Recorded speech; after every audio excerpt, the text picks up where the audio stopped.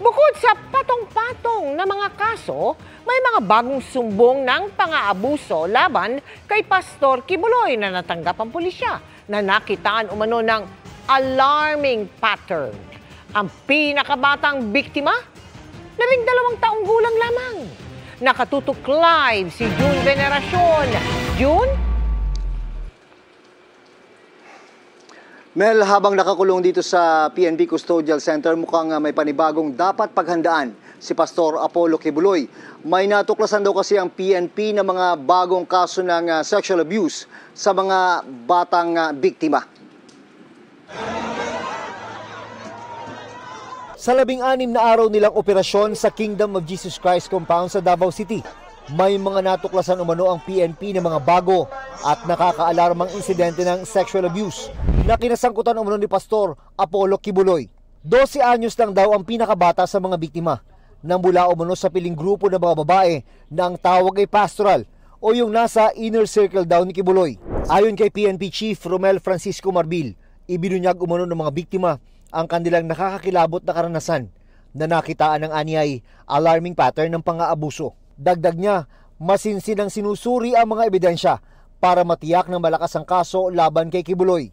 Mismong mga magulang ng mga biktima umano ang nagsumbong sa mga pulis na nasa KOJC compound nung panahon ng operasyon. They were also victimized by Pastor Kibuloy allegedly. Inabuso din daw allegedly. Ayon sa abogado ni Kibuloy na si Attorney Israelito Torion, hindi pa siya magkukomento sa mga aligasyon dahil wala pang malinaw na detalye na naibabahagi sa kanila. Sakaling manaig ang utos ng Quezon City RTC Branch 106 kung saan may kasong child and sexual abuse si Kibuloy.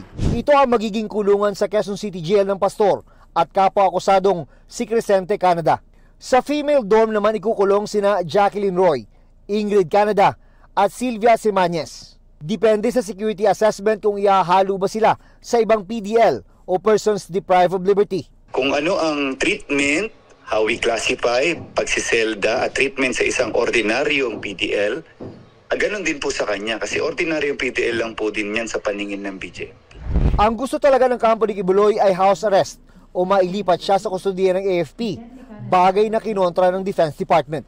Anito, mahigpit ang security protocol sa mga pasilidad ng AFP, kaya hindi pwedeng gawing kulungan ng mga suspect na may kasong kriminal.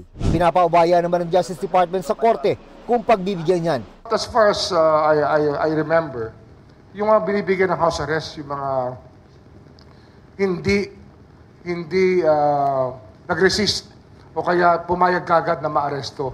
Sa ngayon, mananatili muna si Kibuloy at mga kapwa-akusado sa PNP Custodial Center dahil sa mosyon ng PNP. May utos din kasi ang Pasig RTC Branch 159 na iharap ang mga akusado sa arraignment doon sa Biyernes para sa hiwalay na kasong qualified human trafficking na non-bailable. Pinaghahandaan na ng PNP ang seguridad para dyan at pagsusuotin ng mga akusado ng bulletproof vest. Ang QCRTC naman ay via video conference ang kanilang arraignment sa araw ding yun. I'm sure some of their supporters would like to see them in person after their arrest, but these are being considered in terms of laying down the security that will be implemented during the arraignment po. Bukod sa kanyang mga abogado ay nabisita na rin daw si Pastor Apollo Kibuloy dito sa PNP Custodial Center ng kanyang spiritual advisor. Mel. Maraming salamat sa iyo, June Veneracion.